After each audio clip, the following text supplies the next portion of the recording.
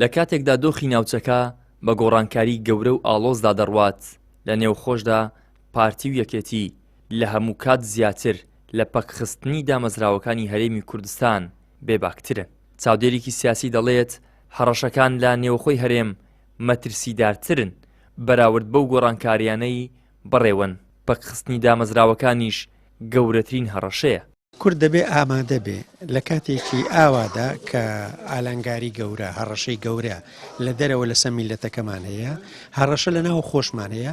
یەکێک لە هەڕەشە گەورەکان دروستکردنی ئەم بۆشایی و کۆتایی هێنانە بە دامەزراوەی کارکردن و خۆ ئامادەکردن بۆ ئەو گۆڕانکاریانەی کە بەداخەوە لە کوردستان نەمانتوانێت چارچێوەیەک دروستکەین لەگەڵ گۆڕانکاریانکاندا بتوانین دەرفەتەکە بقۆزینەوە بە قازانجی میلەتەکەی خۆمان.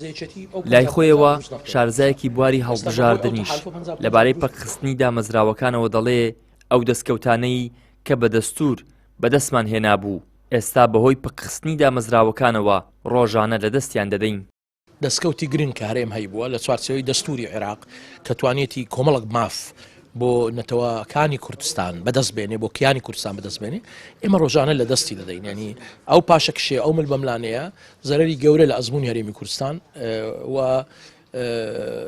تا ئەو سنوورەی مەترسی هەیە بەڕاستی هەرێمە کەش بخاتە ژێر علامەتی پرسیار و بەردەوامێتی، چونکە هێدی زەمینە سازی بۆ دەکرێت کە بابینە دوو ئیدارەش با مامەڵە لەگەڵ عێراق وەکو دوو ئیدارە بکەین.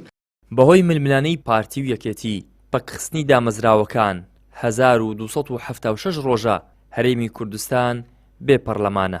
حکوومەت و سەرۆکایەتی هەرێم و دەستە سەربەخۆکانیش 2 ساڵە لە قۆناغی بەسەرچووندان لە کاتێکدا لە ئێستادا هەرێمی کوردستان لە دۆخ و ناوچەیەکی جەنگ و پڕ لە ئاڵۆزیدایە.